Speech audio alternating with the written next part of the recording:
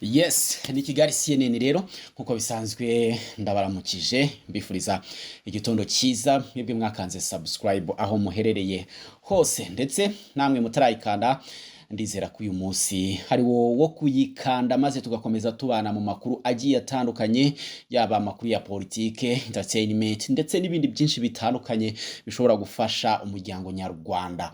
Ndabaramukije rero kandi mbifuriza ishya nihirwe mu byo murimo byose. Uyu munsi rero turi tariki 8/11/2024 mbazaniye andi makuru agezweho, nta makuru ari kubica bigacika ntekereza ko utarumva ahandi, ariko kabanyakuzaniye kugira ngo mukurireho urujijo kubikomeje kugenda bivugwa ndetse bigenda bitangazwa nyine n'imbuga zigiye zitandukanye.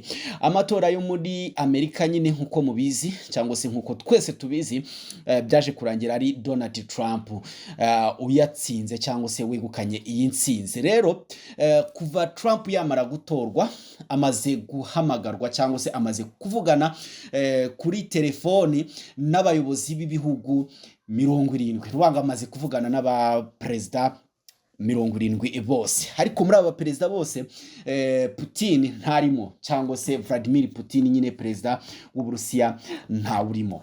Byinshi rero ibyo ngiye kuba nkubwira hano. Donald Trump uherutse nyine gutorerwa kongera kuyobora nyine leta zunze ubumwe za Amerika yatangaje ko yiteguye kuganira na perezida Vladimir Putin w'Uburusiya, kandi ibanga bafitanye cyangwa se impamvu yumva yiteguye nyine ko baganira nuko uyu Vladimir Putin ari umwe mu ba perezida batinyutse bakita nyine Donald Trump intwari.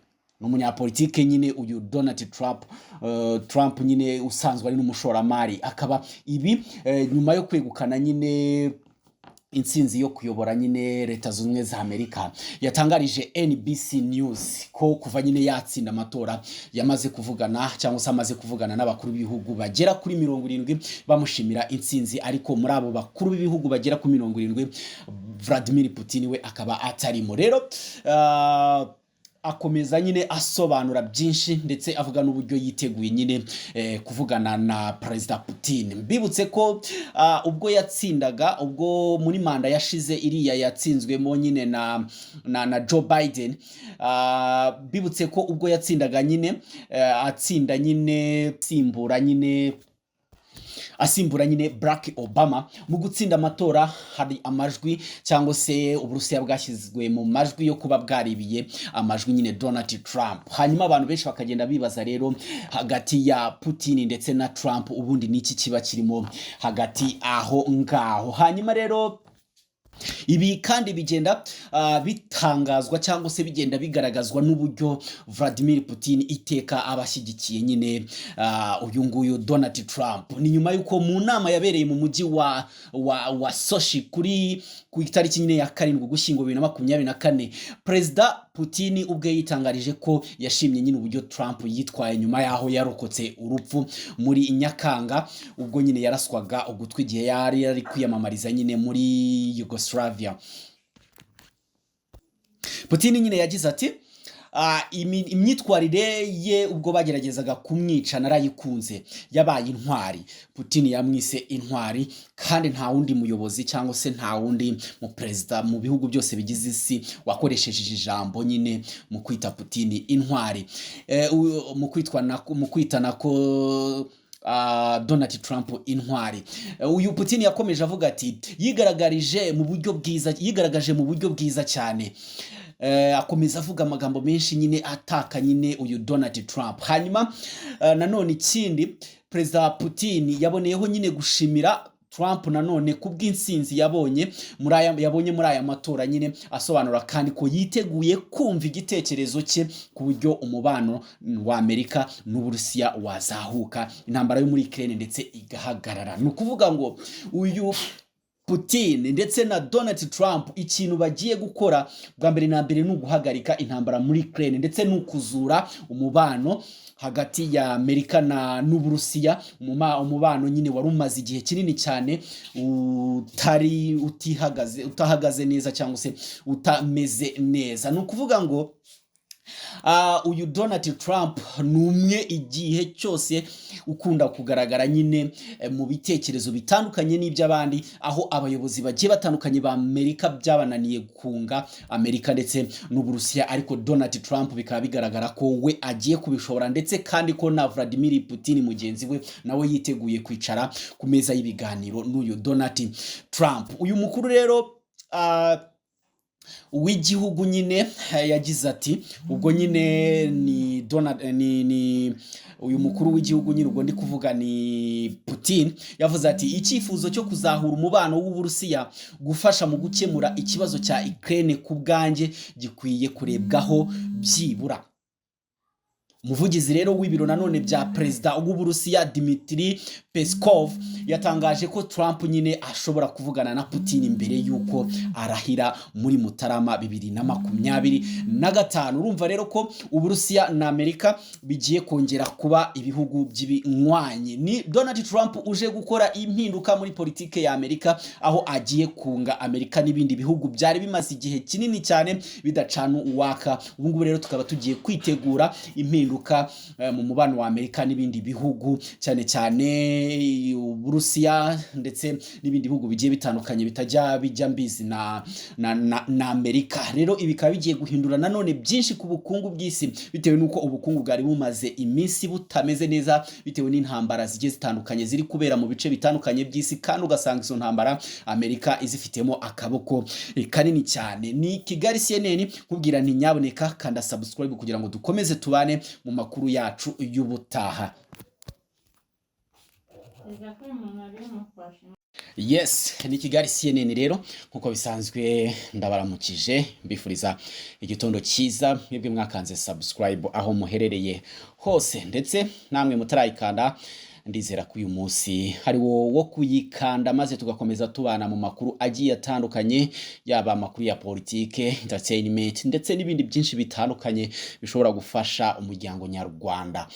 Ndabaramukije rero kandi mbifuriza ishya n'ihirwe mu byo murimo byose. Uyu munsi rero turi tariki 8/11/2024, mbazaniye andi makuru agezweho, nta makuru ari kubica bigacika ntekereza ko utarumva ahandi, ariko nkabanyakuzaniye kugira ngo nkukurireho urujijo kubikomeje kugenda bivugwa ndetse bigenda bitangazwa nyine n'imbuga zigiye zitandukanye. Amatora yo muri Amerika nyine nkuko mubizi cyangwa se nkuko twese tubizi, byaje kurangira ari Donald Trump uyatsinze cyangwa se wegukanye iyi ntsinzi. Rero kuva Trump yamara gutorwa, amaze guhamagarwa cyangwa se amaze kuvugana kuri telefoni n'abayobozi b'ibihugu 70. Rubanga amaze kuvugana n'abaperezida 70 bose, ariko muri aba perezida bose Putin ntarimo, cyangwa se Vladimir Putin nyine perezida w'Uburusiya ntawurimo.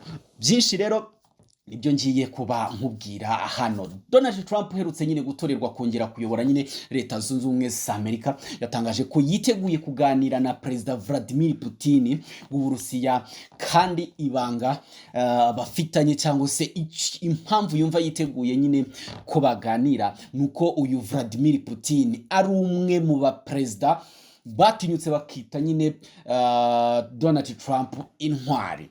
Umunyapolitike nyine uyu Donald Trump nyine usanzwe ari n'umushoramari, akaba ibi nyuma yo kwegukana nyine intsinzi yo kuyobora nyine Leta Zunze Ubumwe za Amerika, yatangarije NBC News ko kuva nyine yatsinda amatora yamaze kuvugana cyangwa se amaze kuvugana n'abakuru b'ibihugu bagera kuri 70 bamushimira intsinzi, ariko muri abo bakuru b'ibihugu bagera kuri 70 Vladimir Putin we akaba atarimo. Rero akomeza nyine asobanura byinshi ndetse avuga n'uburyo yiteguye nyine kuvugana na Perezida Putin. Mbibutse ko ubwo yatsindaga, ubwo muri manda yashize iriya yatsinzwemo nyine na Joe Biden, bibutse ko ubwo yatsindaga nyine atsinda nyine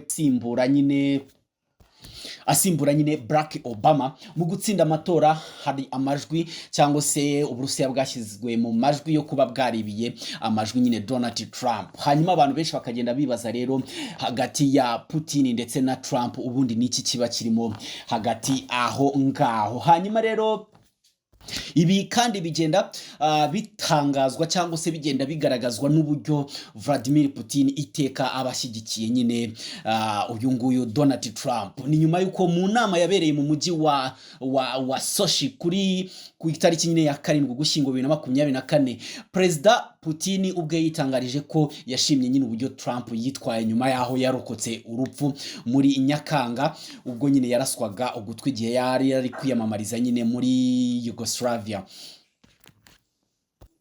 Putin nyine yagize ati imyitwarire ye ubwo bageragezaga kumwica narayikunze, yabaye intwari. Putin yamwise intwari, kandi nta wundi muyobozi cyangwa se nta wundi mu perezida mu bihugu byose bigize isi wakoresheje ijambo nyine mu kwita Putin intwari, mu kwitana ko Donald Trump intwari.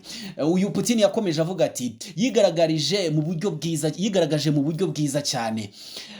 Akomeza avuga amagambo menshi nyine ataka nyine uyu Donald Trump. Hanyuma nanone ikindi, Perezida Putin yaboneyeho nyine gushimira Trump nanone kubw'insinzi yabonye muri aya matora nyine, asobanura kandi ko yiteguye kumva igitekerezo cye ku buryo umubano wa Amerika n'Uburusiya wazahuka, intambara yo muri Ukraine ndetse igahagarara. Ni ukuvuga ngo uyu Putin ndetse na Donald Trump ikintu bagiye gukora bwa mbere na mbere ni uguhagarika intambara muri Ukraine ndetse n'ukuzura umubano hagati ya Amerika n'Uburusiya, umubano nyine wari umaze igihe kinini cyane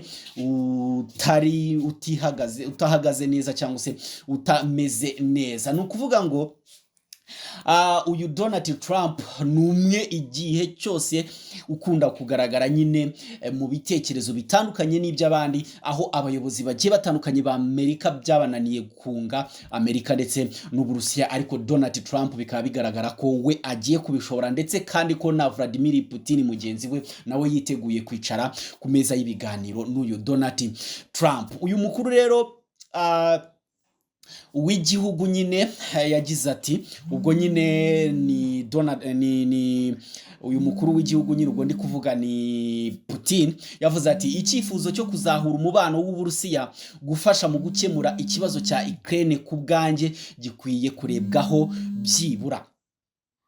Umuvugizi rero w'ibiro nanone bya perezida w'Uburusiya Dmitry Peskov yatangaje ko Trump nyine ashobora kuvugana na Putin mbere yuko arahira muri Mutarama 2025. Urumva rero ko Uburusiya na Amerika bigiye kongera kuba ibihugu by'ibinywanye. Ni Donald Trump uje gukora impinduka muri politike ya Amerika, aho agiye kunga Amerika n'ibindi bihugu byari bimaze igihe kinini cyane bidacana uwaka. Ubu ngubu rero tukaba tugiye kwitegura impinduka mu mubano wa Amerika n'ibindi bihugu, cyane cyane Uburusiya ndetse n'ibindi bihugu bigiye bitandukanye bijya mbizi na Amerika. Rero ibikaba bigiye guhindura nanone byinshi ku bukungu bw'isi, bitewe nuko ubukungu bwari bumaze iminsi butameze neza bitewe n'intambara zigiye zitandukanye ziri kubera mu bice bitandukanye by'isi, kandi ugasanga izo ntambara Amerika izifitemo akaboko kanini cyane. Ni Kigali CNN kubwira nti nyaboneka kanda subscribe kugira ngo dukomeze tubane mu makuru yacu y'ubutaha.